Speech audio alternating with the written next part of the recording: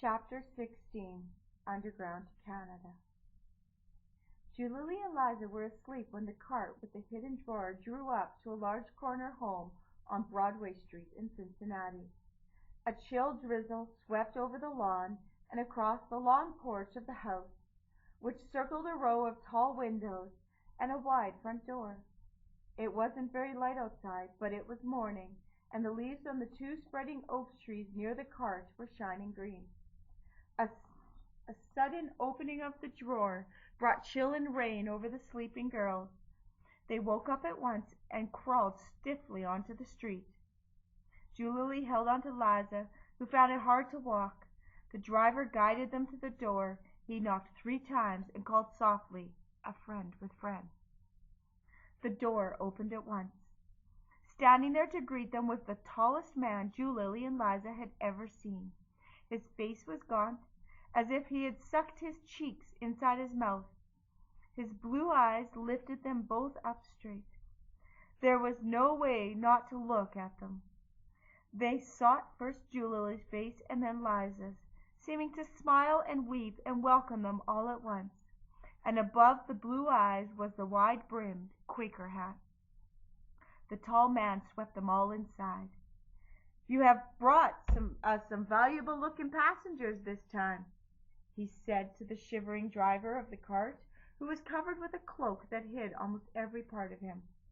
"Now you may switch off. Put your locomotive in my stable and let it blow off steam." The tall man laughed a little as he gave the directions. "We'll water and feed it." "Thank you, friend," the driver said, and walked out the door. Levi Coffin, Julia realized, the president of the Underground Railroad. Tall Mr. Coffin called towards another room. "I think we've got dry goods from Mississippi." His blue eyes twinkled now with more laughter. A hearty woman's voice answered, "Well, bring the 2 packages from Mississippi into the dining room." A strong woman with a kindly face and dark-rimmed glasses met them. Her long gray dress and round white cap seemed to fit with the long coat and short-knee breeches of her husband. "Poor dears!" She put her arm around both girls. "You are cold and badly dressed." From a stool near by she grabbed some shawls and covered each of them. She led them to chairs around a long dining-room table. Julie and Liza were startled. 4 other black faces looked up at them, frightened faces, with the look of rabbits caught in a trap. Their hands were scratched, their hair matted, their clothes were muddy rags. In a moment of quick anguish, Julie knew that she and Liza looked just like them. They did not smile or say where they came from. They were just grateful silence of acceptance. "Aunt Katie," a young voice called from the kitchen, "you can come now for the food." Julie and Liza ate quickly. There was warm porridge in a bowl and hot coffee in a white china cup for each of them. Julie slipped her hand around the smooth, warm vessel. It thawed the aching cold from all her fingers and made them seem less rough and bruised. As soon as the meal was finished, Auntie Katie and the girl from the kitchen whisked every dish from the table and pushed all the chairs and benches back against the wall. "This is done in case the slave hunters come. There is no need for them to be suspicious over a pile of dirty dishes." Aunt Katie smiled, then motioned for Julie and Liza to follow her. The other slaves were sent with the kitchen girl. Levi Coffin and the carriage driver could be heard entering the front door, but they weren't alone. A rough-voiced man was entering with them. Julie's heart jumped. He sounded like the sheriff from Jeb and Ella Brown's house.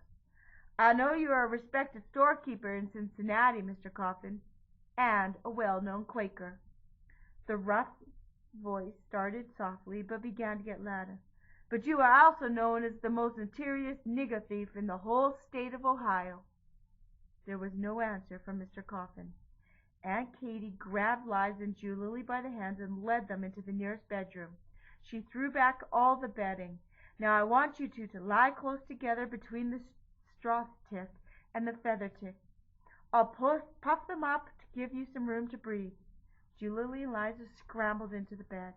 "You both lie quietly while I make the bed," Aunt Katy said calmly. "I'll smooth the counterpane and put on the pillows. You would never guess two people were stuck away inside." The girls could hear the creaking of a rocking chair. "I will pray for thee." Aunt Katy's voice was firm and steady. "And don't you worry. Levi has no fear of the searchers. We seldom lose a slave to him." The slave catcher with a voice like Sheriff Starkey could be heard in the dining room. "4 valuable slaves have escaped from the Riley plantation in Mississippi." The searcher's voice was angry now. "The owner wants them back, and he's offered good price. I've been following them, and my trail comes right here to this house." He paused. "Why does a respectable man like you get mixed up in such a devilish business, Coffin? I got a legal warrant to search these premises." The low, deep voice of Levi Coffin answered calmly and almost gently. "My good man," he said, "I never conceal my opinions, and I try not to give offense. But this you must know.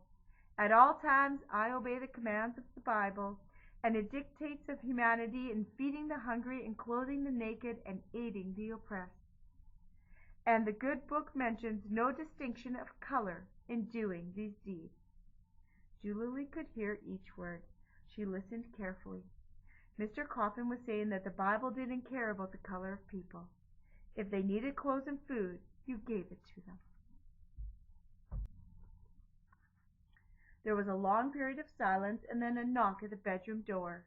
The kindly voice of Levi Coffin was formal as he pushed the door open and said, "Sheriff, this is where my wife reads and sews in the early morning hours. Catherine, Sheriff Donnelly seems determined to search our house." Julie held her breath. She felt that if she moved even a finger, the sheriff would see. What if Liza coughed? Her skin felt damp and cold. "Good morning, Sheriff. It's too bad you must be out in such stormy weather. Perhaps I should come to the kitchen and warm you some coffee." Aunt Katy spoke sweetly. The sheriff sounded embarrassed. He said, It wasn't my intention to disturb a lady in her bedroom." The two men left the room, closing the door behind them. Their voices became mumbled. Aunt Katy's rocker ceased squeaking. Julie and Liza barely breathed. They were waiting for the large front door to open and close. When it did, and before Aunt Katy could turn the coverlets back from the bed, Levi Coffin entered the bedroom again. He was breathless, and his calmness was noticeably shaken. "The sheriff is gone, Catherine, but I feel certain he will be back soon with more men for a more thorough search of our house. I think it best that we dress all the slaves warmly and put them on the noon freight train to Cleveland." "You are right, Levi." Aunt Katy's voice was no longer sweet, but hearty and practical once again. Her husband hastened down the hallway to warn the other slaves. "You may come out now, girls." Aunt Katy whisked the coverlets to the bottom of the bed. "The boys' clothes are a good disguise, but they didn't fool me." The girls scrambled from the bed, tangling their feet in the soft, clean-smelling blankets. "I know you have had a good scare," she said, "and so have I." She walked to the nearby window and pulled the curtains apart. "This dark gray day is on our side. Levi is right. We must get you both into Canada as quickly as possible." Julie and Liza stood quietly together in the center of the neat, homey room. They felt like two leaves blown in from the rough winds of the fields and forests. They were frightened and bewildered. Would the Lord keep protecting them from the slave hunters that followed them everywhere? How would they ever manage without all these brave people who kept helping them? Where was Levi Coffin sending them?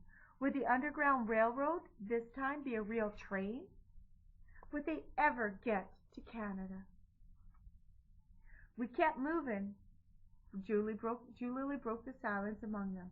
"We keep being lifted up and put on board. Massa Ross started it way back in Mississippi." "Bless you, my children." Aunt Katy's eyes were misty with tears. I wish you could stay longer with me, but there isn't time." She took them to a small room with basins of hot water, bars of soap, and thick white towels. She instructed them to wash and put all their dirty clothes in the basket. "The sewing circle of our Quaker meeting makes large supplies of clothes for all of you who stop at the Coffin Depot." Aunt Katy laughed. New clothes for Julie and Liza were taken from the closet. "I think we'll keep you dressed as boys, since the everlasting slave hunters are looking for 2 girls. I'll give you each a heavy sweater. You'll need them for the coming winter."